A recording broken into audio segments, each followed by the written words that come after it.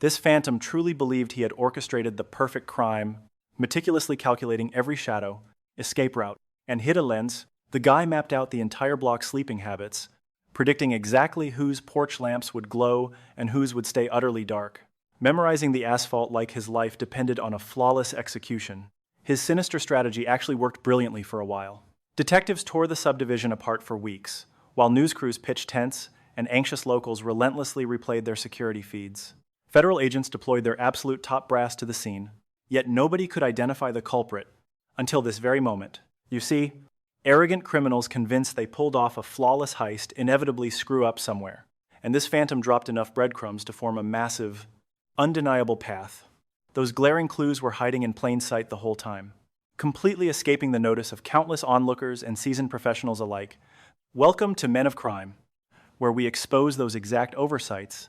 And if you have been obsessively tracking the Nancy Guthrie mystery, I really need you to stick around until the final second of this video, because what I am about to unpack for you is definitely not another boring recap or a basic summary of facts you already know. Instead, I am revealing the hyper-specific, overlooked evidence currently dragging this entire manhunt into the light. I guarantee one particular revelation will freeze the blood in your veins. So brace yourself as we dive headfirst into an abyss that deepens significantly. Let us establish the foundational facts right now, because this incredible woman deserves far more respect than a cheap headline.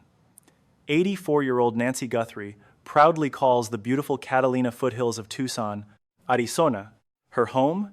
This mother relies on a cardiac device and takes essential daily prescriptions to survive as a cherished grandmother.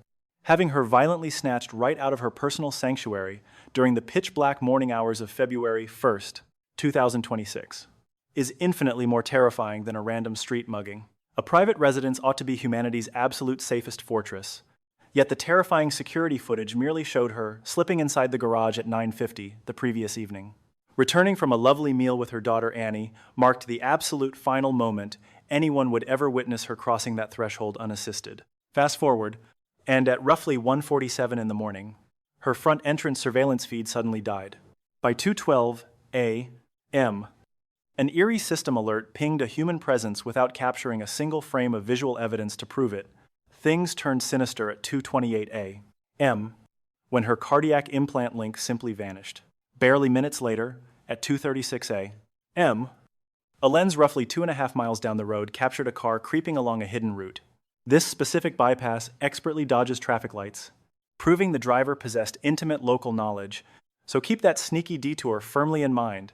Lock in on that pitch-black escape and the perpetrator's flawless navigation, as those disturbing details will become absolutely crucial very soon. Revisit those facts shortly, and your entire perspective from 5 minutes prior will shatter, marking the massive pivot in this terrifying saga. Roughly 2 weeks post-abduction, law enforcement flooded the local surveillance app with urgent pleas for community-sourced digital evidence. Detectives begged homeowners across the scenic ridge to comb their personal archives for any anomalies during a pair of highly specific timeframes. Officers zeroed in on the evening of January 11th, a full 3 weeks pre-kidnapping, between 9 p.m. and midnight, before pivoting to January 24th, exploring that previous Saturday alongside the late morning of January 31st, specifically from 9:30 to 11 a.m., forces us to pause and seriously ponder an incredibly unsettling question. When federal profilers suddenly demand neighborhood tapes from 3 seemingly random, scattered days without tossing the frantic public a single ounce of context, what does that actually imply? That screaming silence proves they were actively hunting a behavioral loop, exposing numerous scouting missions, repeated neighborhood visits, and obvious dry runs, well before the predator finally struck his ultimate target. Tucked away in that January 31st bulletin lay a crucial detail, revealing an extremely sketchy ride cruising down Via Entrada near 10 a.m., lacking a brand, paint shade, or heading. Authorities relied entirely on the term suspicious, carrying immense weight. Intuition isn't hard evidence. It means an observant local locked eyes with that ride and instantly felt a bone-chilling dread that it did not belong. Unable to articulate their sudden anxiety, witnesses simply brushed the memory aside, only for feds to relentlessly dig it back up 6 weeks down the line.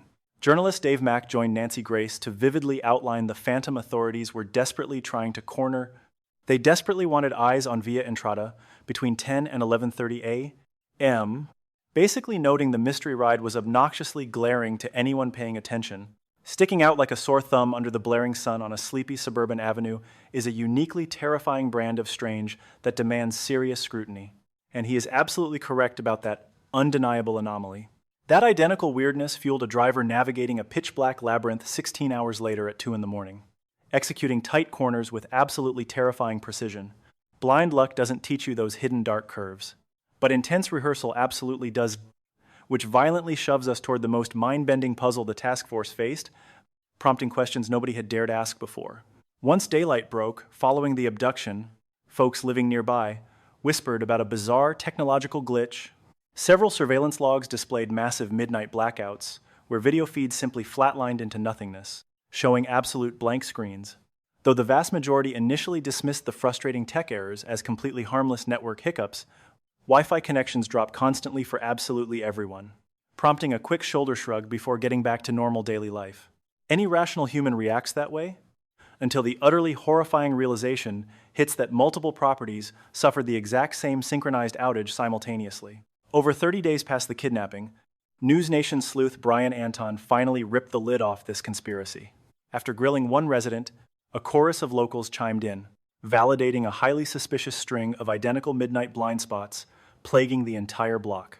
Returning in early March, detectives aggressively pivoted to a chillingly specific technological inquiry regarding their late-night broadband stability, rather than begging for simple visual witness accounts. 3 households confessed to NBC's Liz Kreutz that investigators were actively weaving this digital sabotage into a grander web. Detectives dropped a bombshell to a local, revealing multiple homes suffered tech failures simultaneously. The authorities expected this entirely. A deliberate sequence was emerging. Let the gravity of that sink in. Folks simply brushed off those missing video segments as minor personal annoyances. A brief connection glitch happens constantly. Nothing to lose sleep over. Neighbors never discussed these random tech blips together. Comparing stories seemed entirely pointless. System errors are incredibly common. However, zooming out reveals a chillingly synchronized timeline. Dozens of residences went dark concurrently in one specific community. We are no longer discussing random server drops, but a calculated strike. The situation turns far darker now. A chilling image surfaced via journalist Michael Ruiz. The image captured a wrecked power cabinet resting mere steps away from the residence of Nancy Guthrie. Local law enforcement officially acknowledged their active probe into how this battered electrical station ties into the vanished video feeds. This compromised electrical station sat completely exposed by the curb, yet this community hosted massive press crews for more than 50 consecutive days. 0 alerts were sounded by anyone. Residents and embedded press completely missed the glaring destruction in plain sight. Passing drivers stayed completely oblivious. Only a reporter hunting for specific clues finally spotted the wreckage. What caused this collective blindness? The equipment was entirely visible, but practically invisible to the mind. People naturally ignore mundane street fixtures. It faded completely into the ordinary scenery. Our vision glosses over these municipal objects 100 times daily.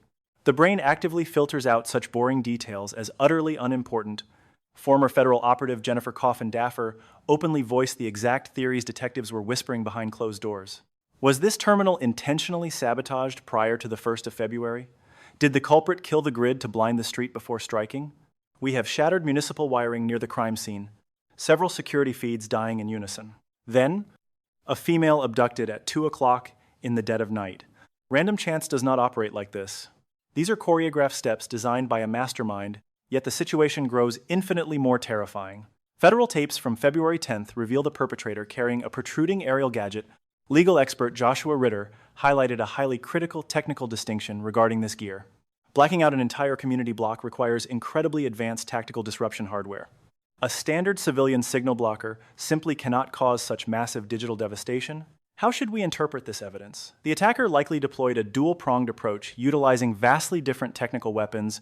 Physical sabotage crippled the main grid externally, while localized jamming blinded the victim's personal security device. Dual weapons achieved total darkness, leaving 0 digital or physical observers behind. Nobody improvises a complex dual attack strategy on the fly. This demands extensive foresight. The perpetrator spent countless hours troubleshooting potential failures long beforehand, developing airtight countermeasures. This displays absolute calculation. Meticulous planning drove this crime. Such incredible foresight paints an extremely revealing psychological portrait of our prime suspect. Listen incredibly closely to this upcoming revelation. Once this singular clue clicks in your mind, it changes the entire investigative landscape forever. Exactly 9 days post-disappearance on February 10th, Federal Chief Kash Patel published salvaged security clips extracted deep within the victim's smart home system. The actual hardware was ripped from the walls and stolen completely. Authorities collaborated seamlessly with tech giants to extract phantom video files from hidden cloud servers. Those clips rapidly saturated global media. Millions of amateur sleuths and professional anchors obsessively dissected the intruder's tactical bag, hidden weapon mounts, facial coverings, and uniquely deliberate physical gait. Armchair detectives scrutinized every millimeter, yet amidst countless broadcasting segments and written deep dives, a singular observation repeatedly surfaced before fading into complete obscurity. Pundits casually noted an anomaly and swiftly moved past it. The phantom attacker clamped a miniature torch directly between his teeth. It was completely unattached to any harness, just anchored securely by jaw power. Two free hands expertly dismantled the electronics while the beam remained perfectly unbroken. Biting the metal casing becomes mandatory when setting it down is impossible. Global news syndicates buried this detail. Thousands of journalists typed those exact words. Bizarrely, reporters universally mentioned the dental grip before aggressively pivoting back to analyzing the tactical rucksack. Former murder investigator David Lyons, a police veteran stationed out in Lexington, Kentucky, noticed something entirely different. He paused specifically on that bizarre flashlight detail to decode its true significance. Listen incredibly closely to his groundbreaking professional assessment. Average citizens rarely clamp a torch between their lips by sheer reflex. However, seasoned blue-collar laborers absolutely do. Professional pipe fitters or wiring experts exhibit this trait. The commander labeled it a minor quirk with massive future implications. His instincts were flawlessly accurate. Consider the pure logic behind this. Clamping illumination between your teeth never stems from video tutorials or sterile academic environments. Textbooks cannot teach this visceral reflex. Muscle memory forms only after decades crammed inside suffocating crawl spaces. Laborers develop this trait while wrestling wiring harnesses or navigating cramped wooden foundation supports. When lacking a flat resting place for equipment, the jaw becomes a makeshift tripod. Thousands of repetitions transform this desperate grip into an unconscious physical response. The action bypasses conscious thought entirely. Master electricians rely on it constantly.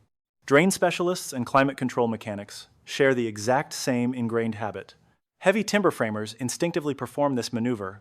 Any veteran who endures countless unlit shifts, needing 10 fingers to operate heavy machinery, masters this precise technique. Deeply entrenched physical programming took over, standing outside at 2 in the morning, dismantling a security bell. His biology defaulted to its daily grind. Biting the torch reveals a highly specialized occupational past. Decades of intense vocational conditioning slipped out during a microsecond of surveillance footage. This glaring truth lay dormant within 100 scattered press reports for 6 full weeks before gaining traction. Suddenly, disjointed puzzle pieces interlock perfectly. Detectives circling back to the Catalina foothills community pressed residents for highly targeted intelligence. Authorities demanded identities of laborers renovating an adjacent property. They abandoned generalized inquiries in favor of hunting down individual civilian contractors. During subsequent sweeps, police hunted for relocated residents who vanished just prior to the abduction. These seemingly unrelated interrogation paths converge on one chilling conclusion. Did a seasoned tradesman possess unhindered clearance to roam this subdivision? They hunted for a ghost with unquestioned authority to map the local electrical grid without raising suspicions. Imagine possessing the ultimate invisible key to a neighborhood during the months before that fatal February 1st. Picture a local builder heading to a fresh site just down the street, cruising through Via Entrada day after day. He instinctively navigates that pitch-black intersection without needing a single street lamp to guide him. He doesn't actively remember the route, because pure muscle memory has taken the wheel. It is the result of endless repetition, built during countless dawn commutes along that exact same path. Any blue-collar guy running official gigs around these streets holds a massive advantage over some random stranger. He possesses the ultimate cover story, granting him unquestioned access to the area, leaving a utility van idling on Via Entrada for 3 solid hours, while a Sparky wires a house doesn't raise any alarms. Honestly, people just expect it to be there. Not a single neighbor bothers to jot down the tags. 0 concerned calls get dialed into dispatch. The entire community simply overlooks it without a hint of suspicion. Plus, a guy who naturally understands the local power grid, simply because dealing with electrical panels is his daily grind, holds a massive advantage. He never wastes time hunting those boxes down. He memorized their exact locations after walking past them 100 times before. But honestly, This next revelation is the specific detail that completely froze me in my tracks when the news broke. Fast forward to day 50 of the manhunt, specifically March 22nd, 2026. We are exactly 50 days past Nancy vanishing into thin air. Cops have zero arrests, absolutely no suspects, and that creepy shadow on her porch remains unidentified. An independent internet broadcaster running the channel Dad's Gone Live was hanging around Nancy Guthrie's block, keeping up his standard routine of observing the scene and recording footage. Just maintaining a presence when a weird detail suddenly caught his eye, one that had baked in the brutal Arizona heat for quite a while. Someone had planted these strange, hand-drawn yellow placards right near the property line. He instantly dialed authorities. Investigators from the Pima County Sheriff's Office showed up, inspected the weird displays, and actually confiscated one of them. They didn't just snap a picture and shrug it off. They specifically sealed that thing in a collection bag and hauled it away. The bizarre posters mentioned Gthrie alongside a Carol Schmeck, name-dropped the Yavapai Sheriff's Office, and referenced the Lemons Road State Fire Crews. The second board displayed something incredibly specific, CBD2273, which is clearly a vehicle registration tag. Seriously, pause and consider this wild fact. How did absolutely no one report this weirdness before day 50? For nearly 2 months, anything bright yellow dumped near Nancy's yard carried one assumed, meaning it symbolized public mourning, blending in with the bouquets, prayer candles, and supportive flags. Neighbors had mentally categorized those bright items as part of the tragedy shrine. Their minds just processed the display as typical roadside grief and completely tuned it out. Not a single pedestrian actually processed the disturbing text until an online creator finally killed his engine and took a closer look. Based on official government files and local chatter, this Carol Schmeck character actually died back on January 1st, 2020, out in Chino Valley, over in Yavapai County. The poor woman was 74 years old. During her life, she managed a little local crystal and gem boutique. Town gossip highlighted her fierce legal battles over rural water access and well regulations in her remote neighborhood. Geographically speaking, Chino Valley sits 224 miles northwest of Tucson, making it roughly a 3.5-hour drive. Those official government agencies scribbled on the posters, specifically the Yavapai Sheriff and the Lemons Road Fire Brigade, tie directly to that distant jurisdiction. Having zero connection to Tucson or the Pima County area, think about that insanity.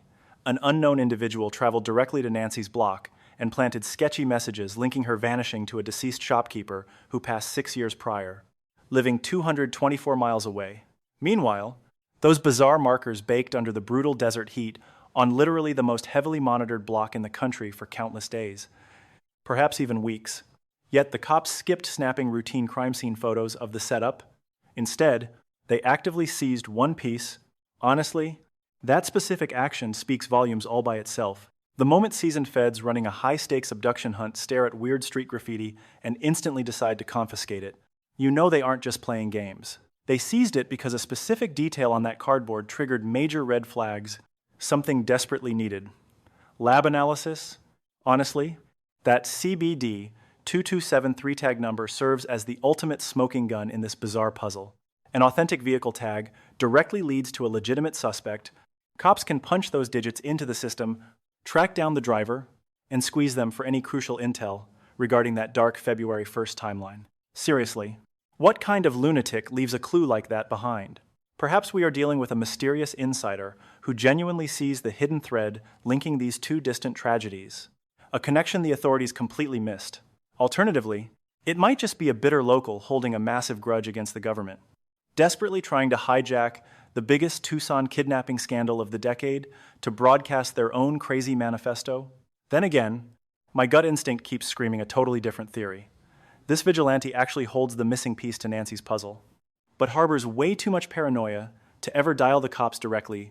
They resorted to the only drop method that felt remotely secure, scribbling cryptic hints on cardboard and abandoning them squarely in the middle of a massive media circus.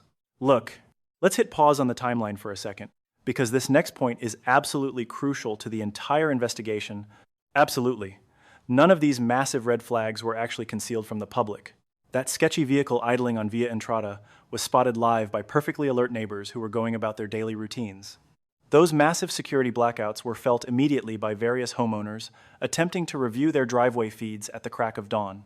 Even that crucial flashlight anomaly was openly broadcasted in the official Federal Bureau clips, heavily detailed in an AP News article that exploded across hundreds of media platforms. Those bizarre yellow warnings literally baked on the most intensely scrutinized pavement in America for almost a whole week. Each of these massive clues sat squarely in plain sight, yet simultaneously remained completely undetectable to the naked eye. It wasn't sheer incompetence or lazy police work that buried these leads. It is simply how our brains are wired. Your mind doesn't record raw video, it brutally filters reality, obsessively deciding what is important while ruthlessly deleting the rest.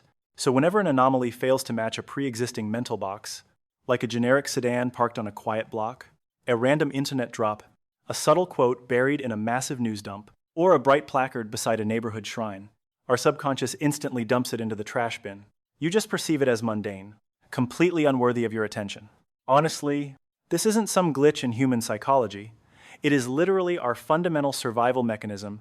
This mental filtering is precisely the tool keeping us from completely short-circuiting while navigating a chaotic, sensory-loaded environment every single day. However, that biological blind spot creates a terrifying loophole for any predator who truly grasps cognitive psychology.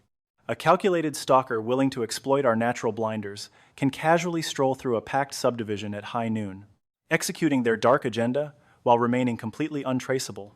They don't need ski masks or camouflage, because they blend so flawlessly into the mundane suburban background that our brains never flag them. A random sedan rolling past manicured lawns at 10 o'clock in the morning practically screams normalcy. A dusty contractor rig idling beside an active framing project is completely expected. A minor detail about a tactical beam just gets swallowed whole by the broader narrative of a gripping news report. The terrifying phantom was actively hiding in plain sight the entire time. As of this exact recording, poor Nancy has been vanished from the face of the earth for 57 torturous days. Time is running out for an 84-year-old woman, dependent on her pacemaker and daily heart pills. While the FBI hunts down every single lead, we still do not have a face or a name for the figure spotted, lurking outside her door, yet investigators have uncovered massive clues since this nightmare began. Detectives now have a clear picture of the getaway ride, the exact point of entry, and the specific days someone was scoping out the property. They pinpointed the electrical box, linked the mysterious security system failures, and completely traced the exact make and model of the flashlight used at the scene. Those yellow markers are now sitting in an evidence room, while a former New York detective examined the 2:36 in the morning doorbell video and strongly suspected a Kia Soul. That wild guess stems from the distinct shadow, the slope of the roof, the side windows, and those straight tail lights. Though authorities refuse to officially confirm the model, law enforcement remains completely tight-lipped about whether the automobile cruising via Entrada at 10 in the morning matches the one peeling out at 2:36 at night. However, the feds asking for footage from a highly specific 90-minute time frame on January 31st practically screams that they view those two sightings as deeply linked. Desperate for answers, her loved ones are putting up $1 million for any solid tip that brings Nancy home alive or puts the kidnapper behind bars. Her relatives are absolutely convinced a local resident possesses the missing puzzle piece, leaving us with a chilling thought that should stick with you long after watching this. That crucial witness might be entirely clueless about the explosive secret they hold, which brings me to exactly why I need your help right now.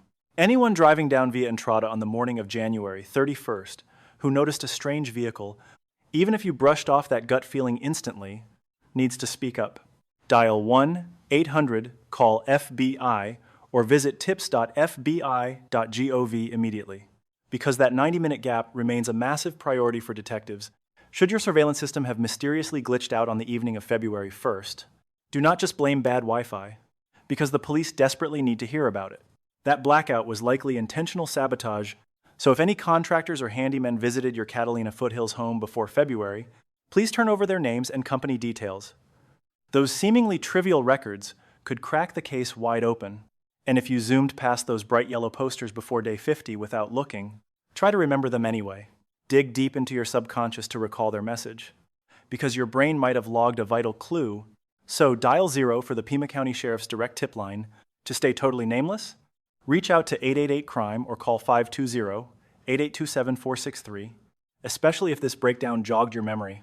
Should this footage suddenly change your perspective on a strange encounter, send it to locals who frequent that exact neighborhood or travel down that specific stretch of road. The exact location of Nancy could be buried deep inside a neighbor's mind, dismissed as completely normal, just waiting for the perfect trigger to finally bring it to light. We are piecing this puzzle together, clip by clip, So hit that subscribe button to join the hunt, as I refuse to let this investigation fade into the shadows. Expect me to continue breaking down the raw facts without confusing jargon. Because Nancy Guthrie has vanished for 57 agonizing days and absolutely demands our relentless attention, the story above teaches a painful but powerful truth. Evil often enters quietly, dressed as preparation, patience, and confidence. The criminal believed careful planning could erase guilt and outrun justice, but no matter how dark the night is, truth leaves traces. It always does. What makes this case so heartbreaking is not only the disappearance of an elderly woman from the safety of her own home, but also the reminder that danger can grow in the spaces people stop paying attention to. A strange car, a broken camera, a blackout dismissed as just a glitch. Small warnings become tragedies when a community learns too late that silence can be costly. That is the lesson we must carry forward. Care is not paranoia, and vigilance is not fear. Looking out for one another is an act of love. Checking on an elderly neighbor, reporting unusual activity, and taking security concerns seriously can save a life. Communities are strongest when people refuse to be indifferent. This is more than a crime story. It is a call to protect the vulnerable, to trust responsible instincts, and to remember that compassion must be active. When people stay alert together, darkness loses one of its greatest weapons: unnoticed opportunity.